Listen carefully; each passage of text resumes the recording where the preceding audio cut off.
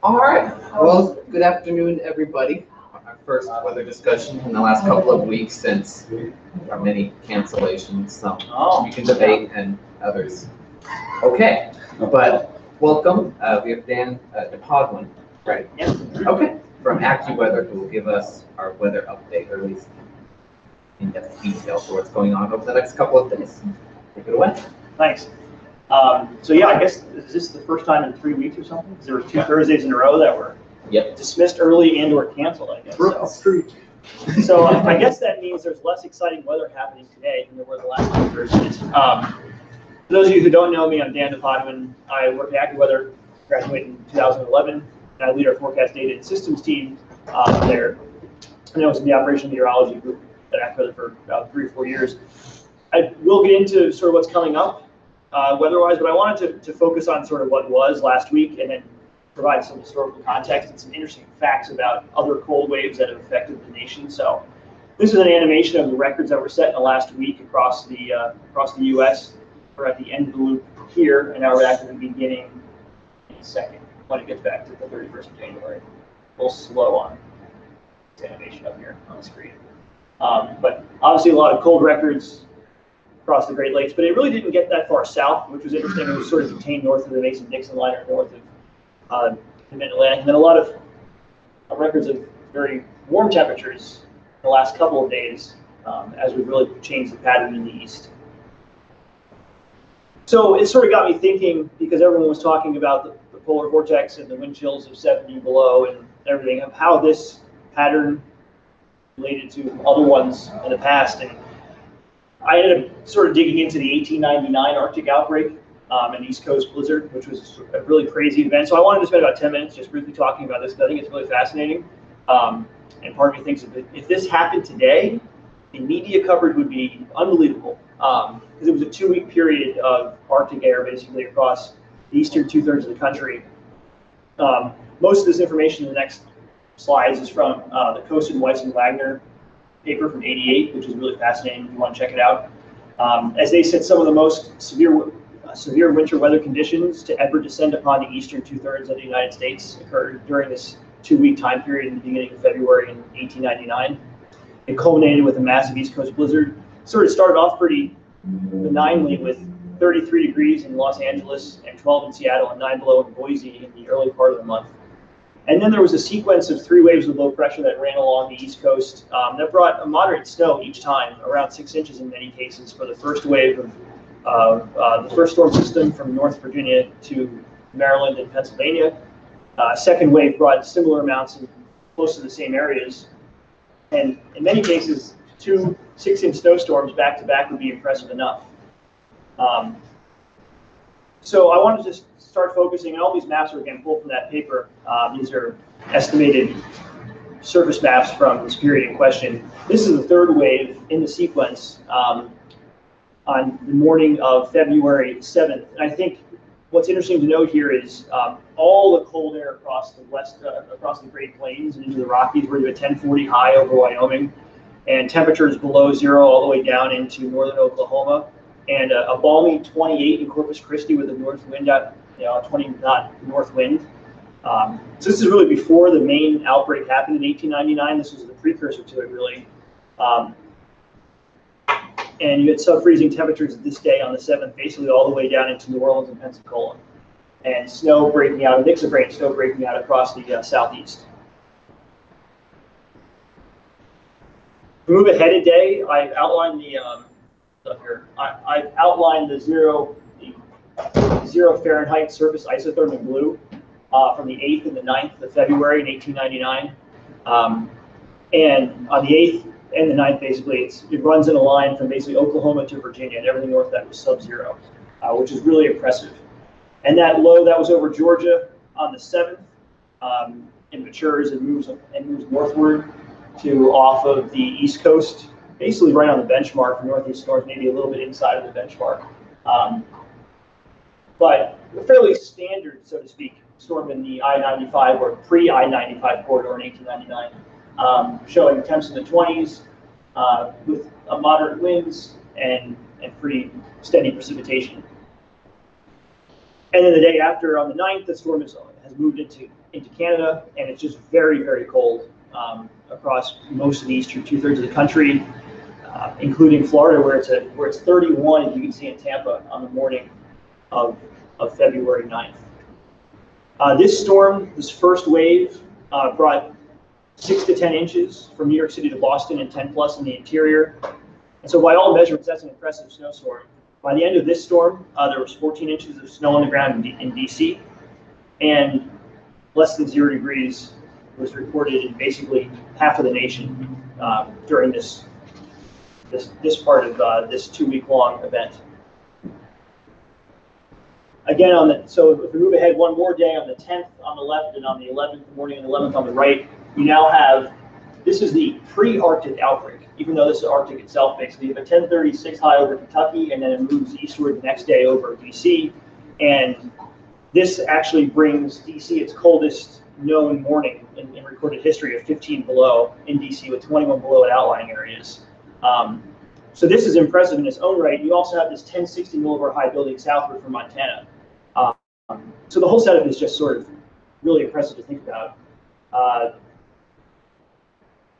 And then, yeah, so as this high pressure area builds south from the 10th into the 11th and then into the 12th, the highest pressure reading was 1063.6 in Medicine Hat, Alberta.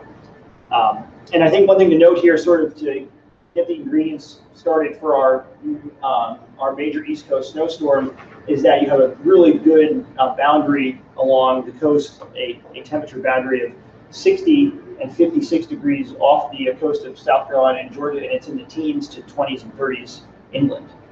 So a very significant temperature gradient there, and a very clinic zone.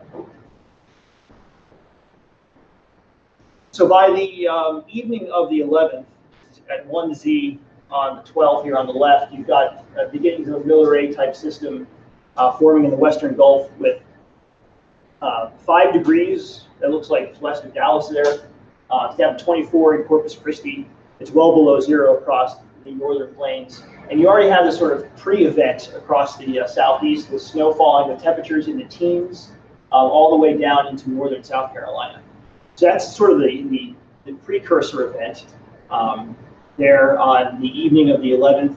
This is probably one of the coldest ever situations in South Texas, with wind chills well below 0 as we headed into the evening, and then again on the 12th during the day.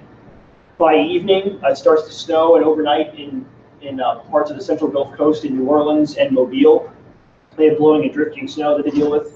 And again, a really large temperature gradient. If you look on the right map, you can see 73 and 68 degrees well off the coast, and again, we're in the 20s inland as the storm really starts to pick up here on the morning of the 12th. From a forecasting standpoint, obviously, always look for the cold air where the cold air is, and there's plenty of cold air ahead of this system. The temperatures sub-freezing and sub-0 in the eastern half of the country. And then by the evening of the 12th, this low rapidly deepens as it starts to head up the coast. Temperatures are basically from 10 degrees or less in an area from South Carolina all the way up to southern New England with a blizzard occurring. A 1044 millibar high in Texas, and this deepening low and how cold the air was brought 1.9 inches of snow to Jacksonville, which is their most on record. Snow was reported all the way down to Fort Myers, which is the farthest south penetration of snow in Florida. That occurred until January 1977. And Tampa, Florida, here on the right image, you can see is reporting light snow because of Gulf effect snow at 29 degrees. It's now covered up by that notification. So 29 degrees there in Tampa on the morning of the 13th. You've got temperatures here that, 40 degrees in New Orleans is really chilly. It's 7 on this map. It's 19 in Corpus Christi. It's well below 0 basically all the way down. I think it's 1 below in Mobile. So it's a very, very impressive. So the low here is about 988 off of Hatteras. And then by the evening of the 13th, 1Z on the 14th, it bombs out to 966 southeast of Nantucket, which is it's close to its minimum pressure at that point. During the day on the 13th, as the low moved off to the north and east, places in Georgia never got past 10 degrees. And then the weather starts to quiet down as it heads off into Atlantic Canada and east of Maine. So I just found that whole sequence fascinating. The fact that you had several waves of low pressure with 6 inches of snow in the first week of February, and then you had this massive blizzard with sub-zero temperatures in a ton of places. Snow totals from the blizzard were 6 plus is outlined in blue, and then 12 plus is outlined in red on the left, and then over 2 feet, or around, it looks like it's over 2 feet or over 20 inches is outlined in the yellow on the right. Not many storms bring such a large swath of snow that includes both Gulf states and Atlantic states. And I think also noteworthy is that Cape May had their snowiest single storm, in this case 34 inches of snow fell in Cape May. Very hard to get over 1.5 feet in a lot of these coastal locations. I think sort of the reason for that obviously is how deep and how impressive the Arctic air mass was, and the low track, it didn't track along the coast, the low was a bit further off to the east. So not the biggest storm in some of these interior cities, and here it looks like 4 to 8 was how much we got in State College. Yeah, 4 to 8. Yeah, something's never changed, right?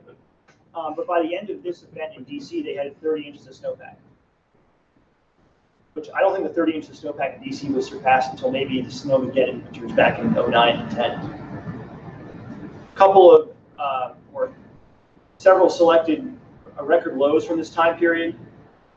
45 below air temp in Scottsbluff, Nebraska. I think the 2 below in Tallahassee, Florida is really impressive. But they're all impressive, but that's just a sampling. Some of them that were set during this 2-week time period.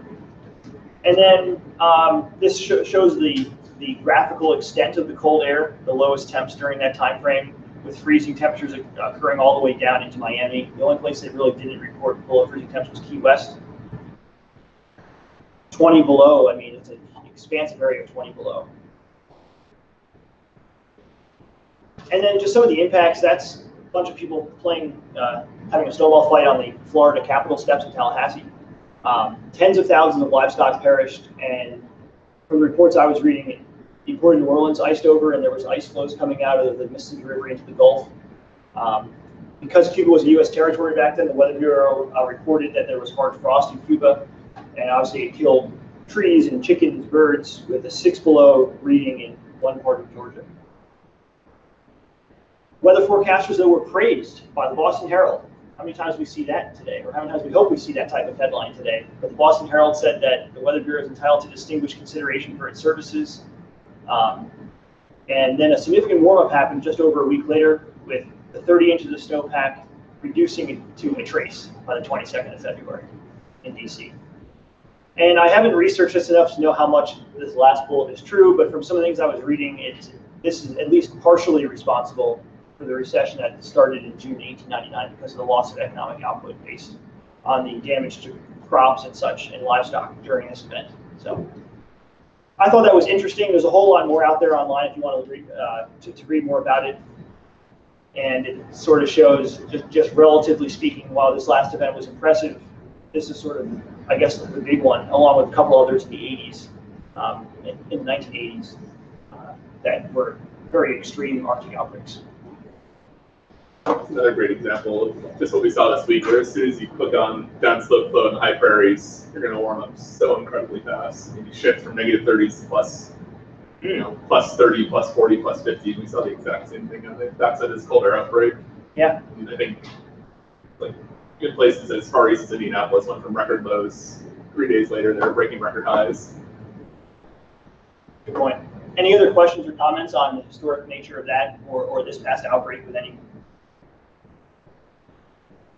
Okay, so to move into what's happening now and what's going to potentially occur in the future, we've got a fairly significant system over the Ohio Valley this afternoon with a snowstorm unfolding across the upper Midwest. Those of you people in the Weather Challenge forecasting for Duluth, it's been an exciting forecast this week, especially today for Duluth. Aside from that, though, it's fairly quiet in most places. That will change the Pacific Northwest coming up. We'll talk about that with the potential for a very significant snow event in Seattle here in the next few days, and maybe another one by the end of the weekend. Cold front here pushed through the region off to our south, so we're on the backside of that, and we'll be sort of tell we're in this pre-frontal warm muck of State College right now with the fog we had here this morning. The satellite currently, I guess I can move this too. For visible satellite, I love the new satellites that the eWall has. It's great. Cool little streamer band of clouds off the coast here down in the southeast this morning, or I guess early this afternoon. Most of the northern tier of the nation is covered in clouds except for the snow that's mixing and sort of pick out what the clouds and what the snow is out here in the west. Definitely a lot of snowpack across the northern half of the country. I have the Duluth radar pulled up, still snowing heavily for all those folks in the weather challenge, and it looks like we'll do that for the rest of the day there. This impressive band associated with the cold front brought some really exciting weather to Oklahoma City area last night. Right now, not as impressive, sort of, but I'm sure we have some gusty winds as that moves through, and some heavier downpours. And I've seen a couple of sort of maybe QLCS tornado spin-ups along this line here as it's moved through the Ohio Valley. This continued to progress east, and therefore there's a slight risk out by the SPC here. Small area and moving into a marginal risk as we get into the rest of the day. Last, I guess I can just pull up the storm reports here too from yesterday. There was significant hail reports, and it was mostly, if not all, elevated convection with the surface temperatures that were basically at or below the freezing mark. So there was hail with temperatures right around 32, and here are the obs last night from Oklahoma City. I'm sure there's probably some better ones from other places in Oklahoma, but 34 in light rain with terrible visibility, and then the visibility went up, and then it was 32, and thunderstorm with Grapple, thunderstorm freezing rain at 31, winds gusting to 26.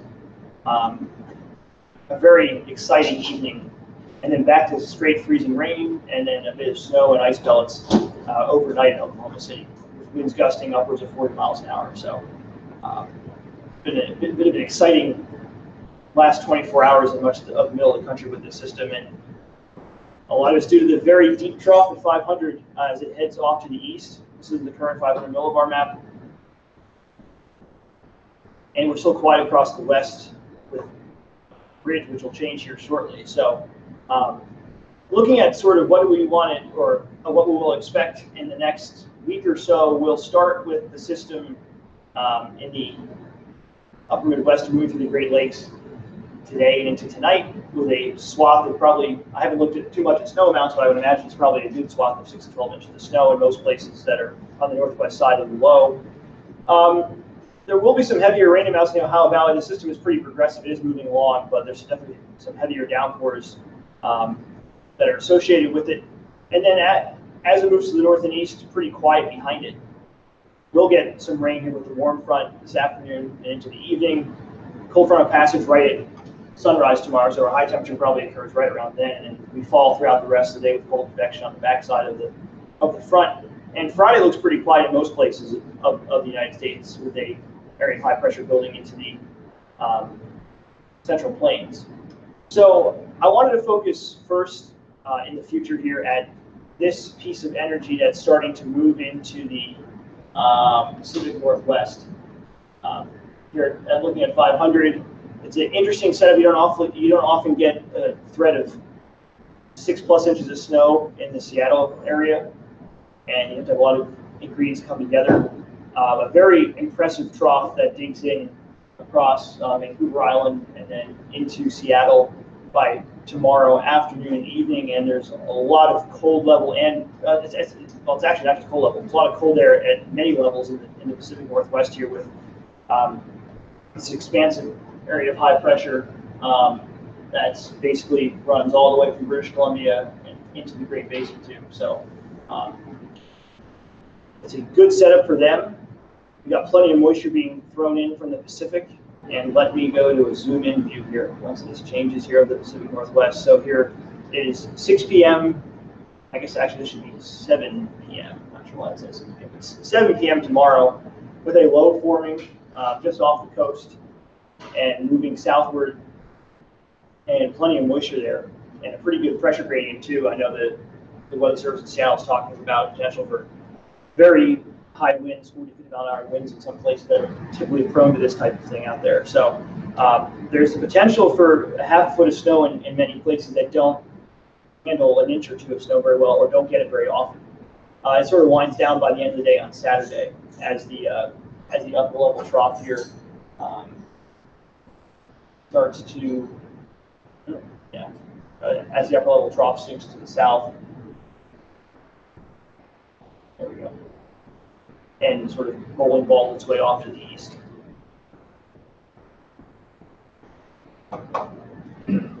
Closer to home, we have a quiet stretch of weather here. I want to just focus on the upper air pattern. So we've got, this is tomorrow evening, trough starts to lift out, and by Saturday morning we start to get some bridging aloft across most of the eastern 2/3 of the nation. That trough that's producing snow in Seattle is starting to dive into the west. So heights are rising across the east, and so it's a very nice, it's probably a nice day for Saturday. Chilly and windy on the backside of that low, but a decent start of the weekend. And then we have to watch this disturbance here that's across Kansas and Nebraska on Sunday morning. That is really quick in the flow, but could bring us a brief dusting or maybe an inch of snow on Sunday night as it sort of shears it out and moves across the northeast on Sunday night. You can see that reflection at the surface here on this is overnight Sunday into Monday, and a light area of precipitation as you might expect across Pennsylvania. But that sort of is the smaller story with the same area, the same piece of energy that's causing the snow in Seattle moves its way eastward by Monday, and it's in the middle of the country. It's a pretty progressive flow, so things are moving along pretty quickly. Without, it's not a good setup here for a major winter event, but enough cold air out ahead of this energy that we might get a bit of slop on Tuesday. If we look at the surface, we've got, well, first aloft, I should say, we have some pretty good influence, and the surface 1032 high across across New England and southern Canada. And we're starting to run some moisture over that area of high pressure. So by Tuesday, sort of the details are hard to work out in this. There's a couple of different pieces of energy waves in the flow, but it looks pretty confident that there's some system across the Midwest and maybe some other type of secondary low trying to form off the East Coast. The models have different ideas if you would expect at this phase of what actually will occur. But by Tuesday afternoon, this is the European from 0Z, 12Z should be coming out, is on the way out right now. This brings us mainly just probably a mix at the beginning, and then rain, changing to rain, and a significant snowstorm again for the Great Lakes. And they've been pounded by a lot of snow in the Wisconsin area in the last month. The 12Z, the latest GFS, has a bit of a different idea with a much weaker feature across the Great Lakes and running a lot more moisture into the cold air and bringing us a steady period of mixed precipitation on Tuesday before it changes over to rain. Either way, it looks like a change to rain as it warms up. The question is, how much do we get initially? I guess I can look at, this is the European ensemble snow amount forecast out through Wednesday. It's just the mean of the entire ensemble, and it is not impressed with snow chances here, but very impressed with snow across the upper Midwest and the Pacific Northwest. I don't have a zoom in, unfortunately, of this in the Pacific Northwest, but I was looking at it earlier. It's basically showing a widespread area of 6 inches. That seems to be consistent with most of the modeling I've seen. So we'll see what happens here. At this point, like some type of mixed preset Monday night to Tuesday and then changing to rain. That seems like a pretty good forecast at this point. Any thoughts about the short to medium time frame here? I want to throw in. So they'll flow with a whole pile of short waves getting Yep. dumped into it. The West Coast is always a terrifying forecast remember at this time scale. Yes, it is. So little confidence that you can have. Very progressive. The interesting limiting factor for the Seattle event is how much. Usually they're used to getting, a fair amount of downsloping off the Olympia Mountains. Yeah. But this time they're going to downslope off the Cascades with the placement of that low, and that's to me is a big question mark for how long they can snow for before they start downsloping from there. Question. Yeah. But the moisture's going to be there. The cold air is going to be there. Yeah, for the Tuesday feature, I always like to look at it if there's a high. Yep. It wasn't even noticing. There is. It's nothing exciting. I mean, well, I guess it's 1032, 1036. It's in a good spot for cold air damming. Yep. Over here. Whereas that one where I forget what storm that was here, but where it went to rain. I guess the one that we got 5 or 6 inches of snow back in. What was that? January 19th. Yeah, that one. That high pressure area was located sort of over eastern Ontario and not as good a spot here, so that's why we didn't really dam up as well that time. That's a much better location for that. How long does the high have to set up though? That's the other big question is how long do we actually build in the cold air for before warmer convection? So here's, Yeah, you want fresh. yeah, so here's Sunday at 6 p.m. Well, I guess this is 7 p.m. I don't know why it's an hour off, but Sunday at 7 p.m. So, Tight window. yeah, How's the GFS do? yeah, so it's a little different than you have this wave, this pre-wave, which is sort of before you get the cold air to build in on Monday. You have a day for it to build in. Yeah. Certainly not a great setup, but it's enough where you could get a few inches on the front end out of it, I think. And then I was looking at the long range briefly just to show the European ensemble mean for upper air pattern. So as you can see, trough in the west.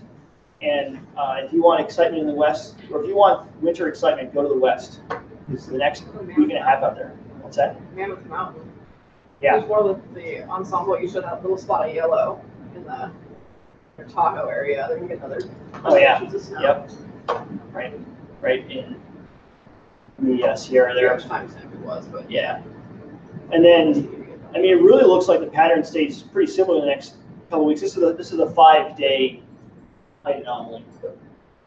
So this is the previous 5 days. So this is basically next week. Again, zonal flows as Kevin mentioned, and not changing a whole lot.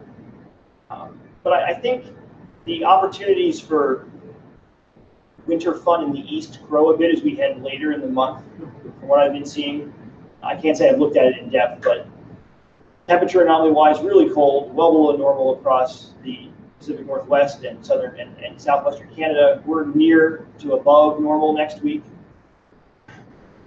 And then if you look out, and this is just one run, but the ensemble mean for week 2, things try to shift a bit to the east. And it looks like the NAO might go negative, which would help from a blocking standpoint here. But I don't know. It certainly doesn't look like any big snowstorms in State College's near future. We had our big one in November, right? Yeah. Be anxiously licking my chops in the upper Great Lakes and northern Minnesota area though, because it's kind of flow in that huge baroclinic zone. All it takes is one good wave to blow up a huge storm in that area. So here is, yes, let's just for fun, here's the European ensemble mean snowfall out of 15 days, which is always a terrible thing to look at. But, So, yep, that's a good 2+ feet in the upper Great Lakes. So, any other questions or comments? All